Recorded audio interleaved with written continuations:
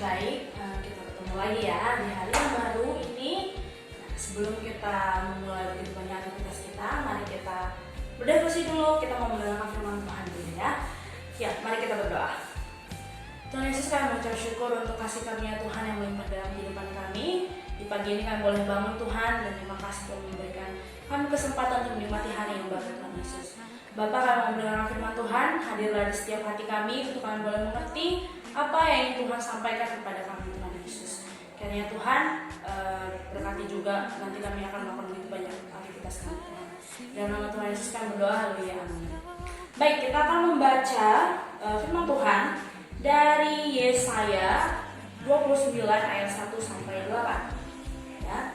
Yesaya 29 ayat 1 sampai 8 ya. Saya akan bacakan, kalian juga boleh silakan siapkan Alkitab kalian juga bisa mengikuti ya. Baik. Yesaya 29 ayat 1 sampai 8. Yerusalem terkepung tetapi diselamatkan. Celakalah Ariel kota tempat Daud berkemah. Biarlah tahun demi tahun perayaan-perayaan silih berganti. Aku akan menyesakkan Ariel sehingga orang mengerang dan mengaduh, dan kota itu akan seperti perhatian bagiku.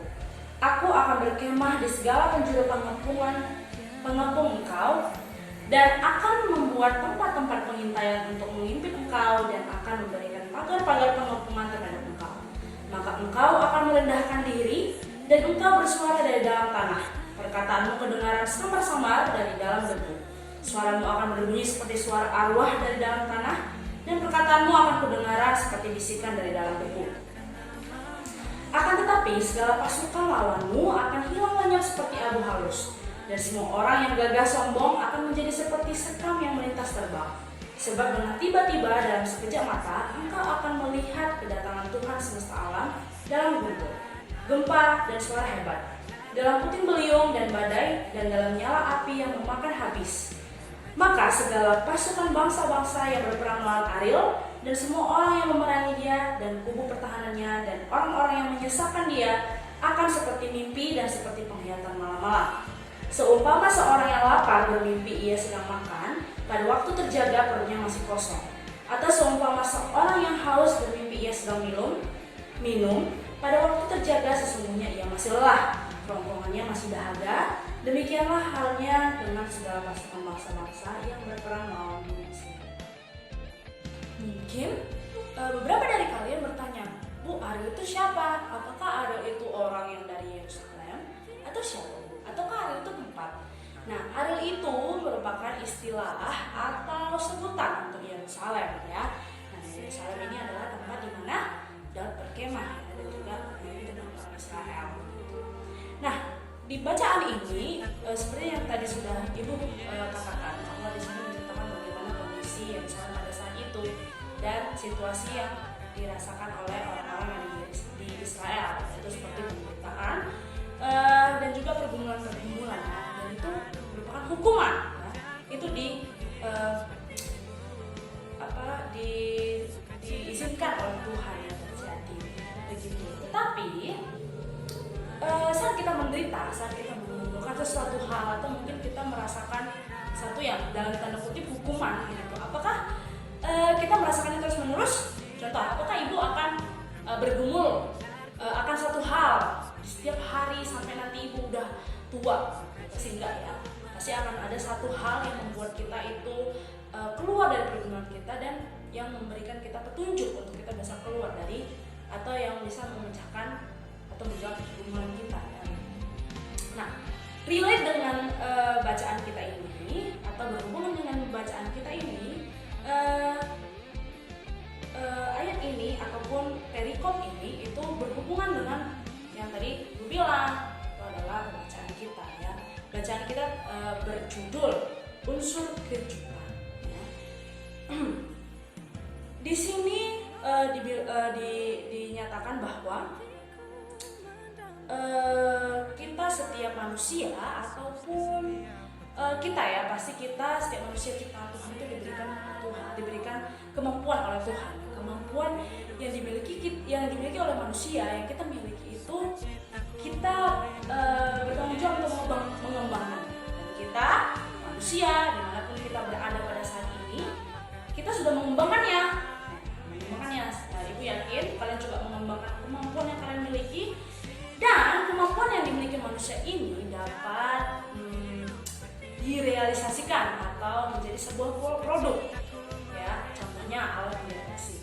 Loh Bu, apa hubungannya Bu dengan bacaan ini? Oke. Kira-kira ya, coba kalian pikirkan, sebenarnya alat pendeteksi itu untuk apa sih? Nah, dua detik deh. Alat pendeteksi itu gunanya untuk apa? Oke, thumbs up. Yes. Alat pendeteksi itu biasanya digunakan untuk yang mendeteksi sesuatu, Bu. Ya pasti ya. Contoh alat pendeteksi ya, untuk mendeteksi kapan terjadinya tsunami, kapan terjadinya gempa bumi, kapan terjadinya gunung meletus gitu ya. Nah, alat-alat pendeteksi tersebut itu dibuat oleh manusia itu untuk membantu manusia bisa membuat planning atau rencana, bisa membuat langkah preventif. Contohnya, kalau misalnya ada tsunami nih ya, ada perkiraan nih, ada gempa pertama, nanti ini akan berpotensi tsunami. Sehingga ketika manusia sudah bisa mendeteksi atau menerka, ya walaupun tidak terlalu akurat, manusia bisa berplanning atau berencana. Manusia bisa membuat langkah atau mengambil langkah preventif untuk nanti jika bencana itu datang, manusia bisa nih, langkah preventifnya seperti ini ya. Itu gunanya pendeteksi atau alat pendeteksi ya. Loh Bu, terus apa hubungannya dengan bacaan kita? Oke, coba sekarang kita baca sama-sama di Yesaya 29 ayat 5 sampai 6 ya. Oke, 5 sampai 6 ya. Akan tetapi segala pasukan lawanmu akan hilang lenyap seperti abu halus, dan semua orang yang gagah sombong akan menjadi seperti sekam yang melintas terbang. Sebab dengan tiba-tiba dalam sekejap mata engkau akan Tuhan semesta alam dalam guntur, gempa, dan suara yang hebat, dalam puting beliung dan badai, dan dalam nyala api yang memakan habis ya. Nah, ini nih yang tadi ibu bilang berhubungan dengan apa alat pendeteksi itu ya.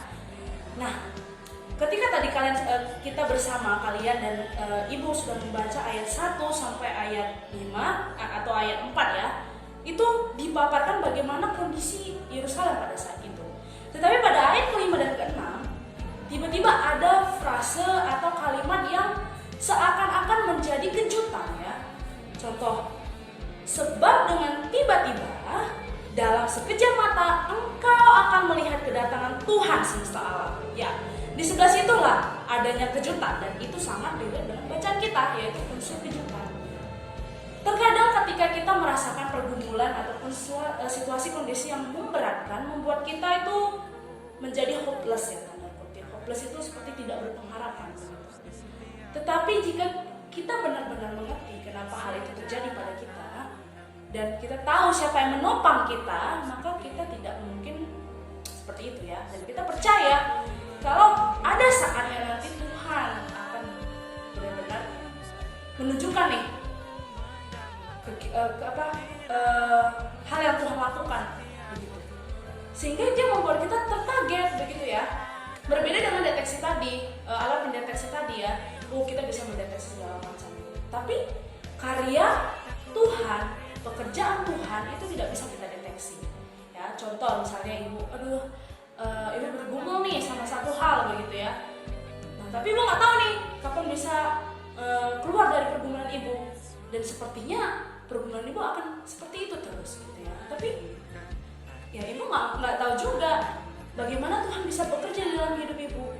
Ya, Tuhan punya banyak sekali cara untuk Tuhan bisa mencelikkan, untuk Tuhan bisa kasih petunjuk dalam pergumulan kita. Ya, sangat relate sekali dengan kondisi situasi di negara kita pada saat ini ya. Mungkin banyak orang di luar sana itu merasa, wah, aku udah putus asa nih dengan kondisi seperti ini. Gara-gara COVID aku udah gak dapat pekerjaan, aku sudah benar-benar, perekonomianku sudah benar turun begitu ya. Tapi ibu yakin, dan ibu juga sedang melatih diri untuk benar-benar yakin bahwa Tuhan punya kejutan yang sangat besar. Tuhan punya cara yang begitu mengejutkan kita untuk ini nih, COVID hilang. Kita nggak punya alat pendeteksi untuk kapan Tuhan bekerja. Kita nggak punya alat pendeteksi untuk melihat seberapa besar pekerjaan Tuhan. Enggak. Tapi yang kita yakin, Tuhan kita tuh lebih besar dari apapun. Tuhan kita tuh dahsyat. That's why Tuhan bisa bikin kejutan yang sangat besar dalam kehidupan kita. Begitu juga di pembacaan kita ini ya. Terus Bu, salah satu kejutan Tuhan itu apa sih Bu? Pertolongan. Udah tadi kita sudah bilang pergumulan, situasi kondisi ya. Pasti kita butuh pertolongan. Dan kejutan yang besar itu yang membuat kita benar-benar amazed atau terkagum-kagum adalah pertolongan Tuhan. Ya. Seakan-akan kita tidak melihat tangan Tuhan seperti ini, tapi sebenarnya Tuhan memberikan pertolongan. Yang saja kita sedikit dibutakan dengan kondisi kita, sedikit diburamkan oleh sesuatu yang terjadi di depan kita, fenomena-fenomena yang terjadi. Sehingga Ibu harap kita benar-benar mempersiapkan diri kita dengan terus bergumul, dengan terus berlatih untuk tetap bertekun pada Tuhan, untuk tetap menantikan pekerjaan-pekerjaan Tuhan yang begitu indah yang mengejutkan kita. Ya, jadi hari ini kita belajar untuk kita sabar, untuk kita mau dalam proses penantian kita terhadap kejutan-kejutan yang Tuhan berikan. Ya. Itu di dalam kehidupan kalian, juga di dalam kehidupan ibu dan kehidupan orang lain. Oke? Baik, sampai di sini kita akan berdoa. Mari kita berdoa.